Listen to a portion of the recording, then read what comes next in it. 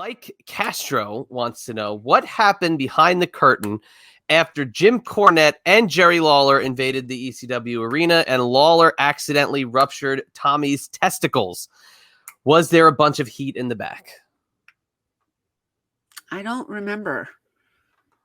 I'm sorry. I don't remember. I think Tommy went. I'm pretty sure Tommy just went to the hospital. I think they took him to the hospital. I don't really remember. I don't remember like Lawler sitting with the boys. I've talked about this before. Like he didn't sit with the boys. I don't remember Cornette sitting with the boys. Cornette, I know, was in a limo. He was just waiting to come Cornette in. was waiting and was legit hidden for, I think, the whole entire time up to when the lights go out. Jerry might have been dressing. See, in the back, there was this little room underneath where the if you watch Beyond the Mat, you'll know the back structure. So there was that staircase that went up. But before you would go up the steps, there was a tiny room. Yes. Underneath. Sometimes Shane, Bam Bam, and Chris and myself would be in there. It was like the triple threat. I'm thinking maybe Jerry might have dressed in there because there really wasn't much anywhere else private. Was it closed? I'm pretty sure we had a door. And then you could tell there would have been a door. And then right outside was where the monitor was set up. And then we'd have like 20 chairs. Right. And people would just sit and watch, and people would get dressed throughout the arena and the back. And then some people would go upstairs where the urinals were. There really wasn't a girls' dressing room there. There was nowhere private for us to go. But I don't remember Lawler or Cornette that night. I'm sorry. I can't.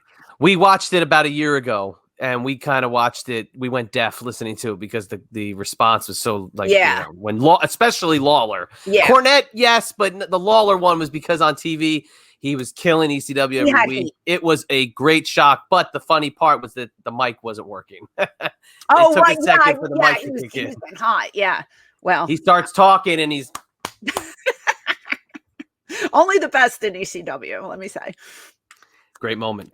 Yeah. All right. Patrick Fisher wants to know, how did Francine and some of the other women in ECW feel about going out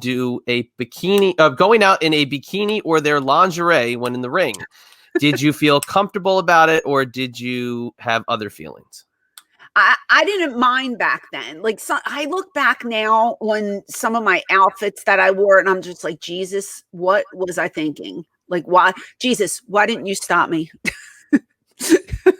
Why didn't somebody say, no, you shouldn't have wore that? You know what I mean? But I guess it was the 90s. It was the style. I don't know. Like, I look back and I cringe on half the stuff that I had to wear. I would never do it today.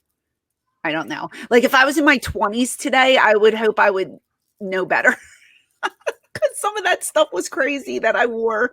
But it was appropriate, I guess, for what I was doing. I don't know.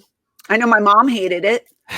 I'm sure. Hated every minute of it. But yeah, I guess I was comfortable with my body back then.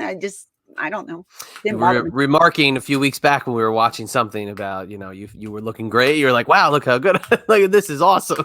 My stomach, I think I referred to my flat abs stomach. Yeah. I mean, it was the time, and we got to pick what we wore. So it wasn't like Paul just said, well, you need to wear, like, I know for like we talked about the swimsuit competition that I had to run out and grab, it was like January, I think. There were no bathing suits, so I had to wear lingerie because we couldn't find a bathing suit, but Paul had nothing that night and he needed a filler. Stuff like that. That's when he told me, well, you have to wear this to the ring. And I was, oh, okay. But most of the time it was me picking what I wore. So if I wasn't comfortable with something, I wouldn't have worn it. Yeah. How about the fact that, like, you didn't put like thought into maybe this dress is going to become iconic or maybe this is going to be, you don't think about that. You're just picking an outfit for the night. But I was even talking to somebody the other day and they were remarking how on our logo, the red dress that you wear, they called it the iconic red dress of Francine. You're just picking out an outfit. You're not necessarily picking it thinking it's going to be something people remember in 30 years. No, not I at think, all. you know which one I think about? The one when we were watching the match like a month or two ago with Candido against Jamie Dundee, and you had on like the black and red thing. I remember you wearing that a few times, but you don't think about it when you're putting on the outfit saying, this is going to be the one I'm remembered for. This is, my Hulk Hogan yellow. No, the one thing I did do, I never wore the same thing twice on television. I would wear it again, like on a house show. Right. But I never repeated an outfit the whole time I never repeated an outfit on TV. I told Paul, this is part of my gimmick. Like, she would never wear the same thing twice. Oh no, I always have to buy new stuff, and he agreed.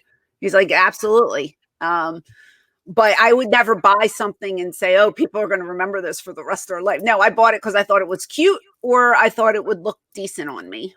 And when people come back and remember what I wore on certain nights and stuff, and I don't even remember, that blows my mind, man. I'm just like, really? Like, people will tell me what I wore on certain occasions. I don't remember. Well, if some of those guys were, in their teens when you walked by them in an arena or something, I'm sure they probably wouldn't forget a detail. Listen, honest to God, and I have never realized this until like lately. I didn't think I was that big of a deal. I did not think that many people were watching me. I didn't think other companies knew who I was until I started doing these conventions, and I would go up to the other talent and they would know me from WCW and WWF. I never thought anybody would know who I was. I just thought I was this kid who was working and, maybe a handful of people saw me. Never knew how big ECW was. Right. Honest to God, I just didn't realize it. Like, we all felt like rock stars, but I don't think we knew how many eyes were really on us at the time. And now, years later, just the feedback that I get, it just blows my mind because I just never thought I was a thing.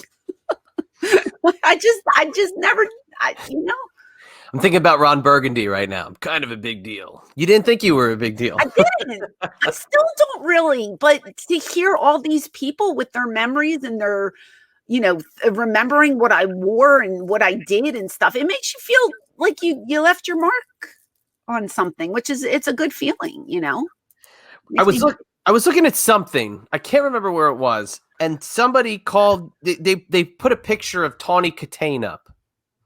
Tawny Katane passed away. Yeah. They equated you to ECW as Tawny Katane to the Whitesnake videos. And being on, or was it Whitesnake? Who was the, White's on top of the car, right?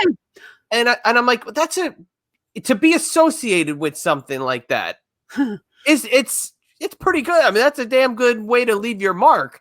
But of course, we don't expect you to come on here and be like, yeah, I was, of course, the bad Queen of Extreme here, blah, blah, blah. No. But I think what the fans appreciate is that, like I've said a million times, the nostalgia is not going anywhere. The vintage is what's going to carry the legacy of wrestling going on. It's not, I nothing against the kids coming up. It's going to be your generation that's carrying the flag going on because people want to watch the stuff they like, and this is stuff they like. It translates. It just blows my mind. You're going down forever, girl. I hate to tell you.